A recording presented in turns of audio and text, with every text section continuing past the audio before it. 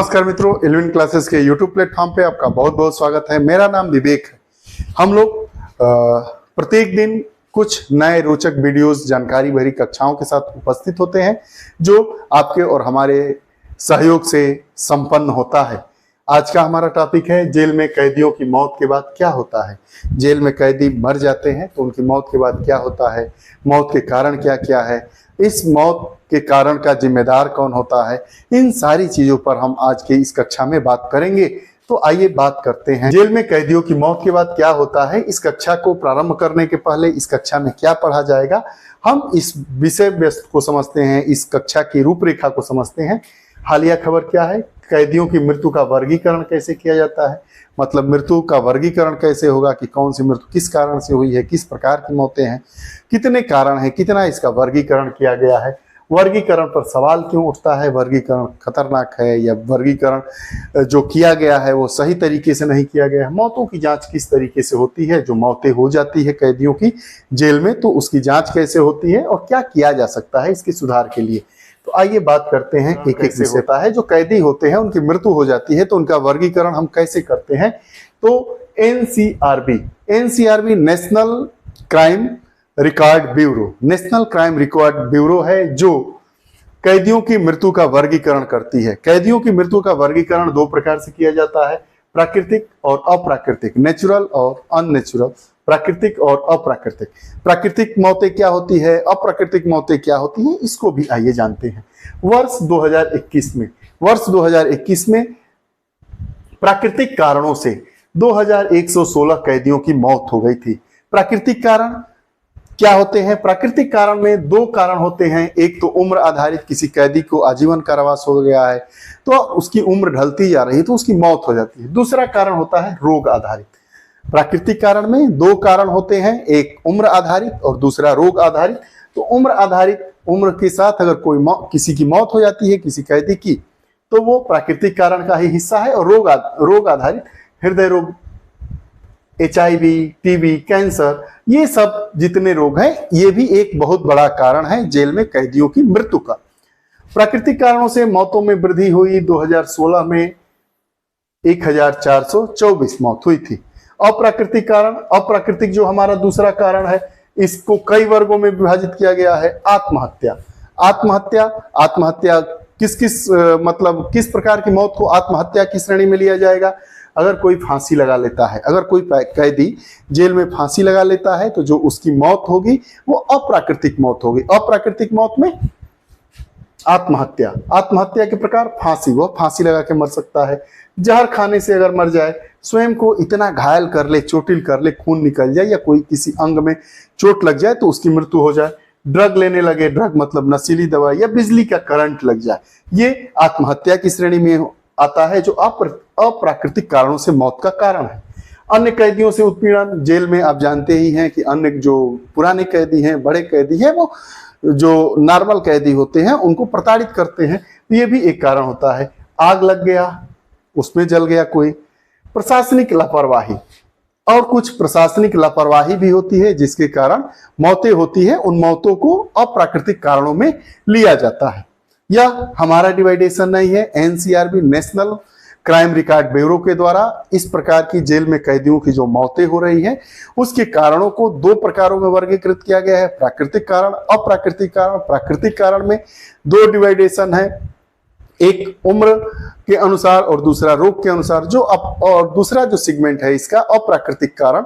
अप्राकृतिक कारण में आत्महत्या, अन्य कैदियों से उत्पीड़न, आग, प्रशासनिक लापरवाही, ये सब है। आइए हम जानते हैं। अप्राकृतिक मौत की घटनाएं तो बहुत कम है किंतु बहुत खतरनाक होती है। सामान्य जनसंख्या की तुलना में आत्महत्या की दर 2 गुना अधिक है। जो कैदियों की जो सामान्य मौतें होती हैं उससे 2 गुनी मौतें क्या है, अप्राकृतिक आत्महत्या की दर से 2 गुना है। अब वर्गीकरण पर सवाल क्यों उठाया जाता है। जो ये वर्गीकरण हुआ है प्राकृतिक और अप्राकृतिक कैदियों की मृत्यु पर जो जेल में बंद है, तो सुप्रीम कोर्ट ने 1996 में एक अपने फैसले में बताया, एसी मतलब सुप्रीम कोर्ट ने, कि प्राकृतिक और अप्राकृतिक के बीच वर्गीकरण स्पष्ट नहीं है। जो प्राकृतिक और अप्राकृतिक वो कारण है, वर्गीकरण है मौतों को बताने का या मौत की जांच का या मौत किस तरीके से हुई वह स्पष्ट नहीं है, उसके बीच वर्गीकरण स्पष्ट नहीं है। चिकित्सा सहायता के अभाव में मृत्यु प्राकृतिक या अप्राकृतिक। अब किसी व्यक्ति की उम्र है लेकिन वो 2-4 साल और जी सकता है, लेकिन चिकित्सा सुविधा नहीं मिली, चिकित्सकीय उपचार नहीं मिला, दवाइयां नहीं मिली और उससे मौत हो जाती है, तो क्या उसको प्राकृतिक कारण के वर्गीकरण मिलेंगे या अप्राकृतिक वर्गीकरण की श्रेणी मिलेंगे? ये भी एक चिंता का विषय है। सुप्रीम कोर्ट ने 1996 में अपने स्टेटमेंट में यही बताया कि जो जेल में कैदियों की मृत्यु होती है उसमें प्राकृतिक और अप्राकृतिक जो वर्गीकरण है उसके बीच स्पष्टता नहीं है। अब कैदियों की मृत्यु की रिपोर्ट भी बहुत कम है और जो है वो प्राकृतिक है, प्राकृतिक मौत, किसी भी मौत को प्राकृतिक दिखा दिया जाता है और वही बात हो जाती है। कोविड-19 सभी मौतें प्राकृतिक वर्ग में। जो कोविड-19 में बहुत कैदियों की मृत्यु हुई थी, एक तो उसमें रखा जाता था अलग अलग, लेकिन अब जेल में 118% ज्यादा संख्या है, जितनी संख्या होनी चाहिए जेल में कैदियों की या उसकी क्षमता है उससे 118% ज्यादा है। और उसमें भी जो मौतें हुई कोविड-19 से उसको भी प्राकृतिक श्रेणी में रखा गया है। दूसरा, जेल में कैदियों की जो मौजूदगी है वो 118% है, मतलब 100 चाहिए और उसमें 118 लोग हैं। मेडिकल स्टाफ जो जेल में है उसका रेशियो क्या होना चाहिए?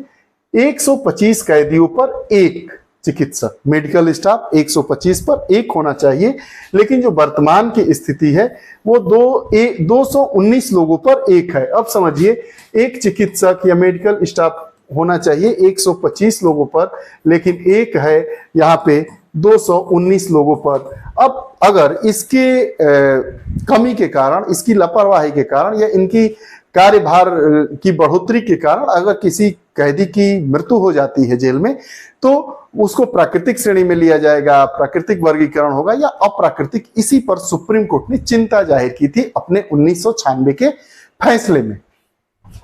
मौतों की जांच कैसे होती है? जो जेल में कैदियों की मौत हो जाती है उनकी जांच कैसी होती है? तो 1993 में एनसीआरबी को 24 घंटे के भीतर सूचित करना अनिवार्य बनाया गया। जो मौत हुई उसको नेशनल क्राइम रिकॉर्ड ब्यूरो को 24 घंटे के अंदर इसको सूचित करिए। पोस्टमार्टम रिपोर्ट बनाइए, मजिस्ट्रेट की जांच, पोस्टमार्टम रिपोर्ट भी एनसीआरबी को सौंपिए। मजिस्ट्रेट की जांच रिपोर्ट उस मौत पर होती है उसको भी एनसीआरबी को सौंपिए। पोस्टमार्टम की वीडियो बनाइए, उसको भी एनसीआरबी को सौंपिए। कमीशन द्वारा मृत्यु की जांच और उसके बाद जो कमीशन बनाया जाएगा उसके बाद मृत्यु की जांच होगी। और जब तीनों एक तरीके का हो जाएगा तो मान लिया जाएगा कि जो मृत्यु का कारण है वर्गीकरण वो सही है, अन्यथा सही नहीं है। यदि प्रशासनिक लापरवाही, मौजूद कार्रवाई और मुआवजे की सिफारिश, अगर मौत प्रशासनिक लापरवाही के कारण हुई होगी तो कार्रवाई की जाएगी, मुआवजे की सिफारिश की जाएगी। लेकिन 2021-22 में केवल एक ही व्यक्ति पर कार्रवाई की गई है। अब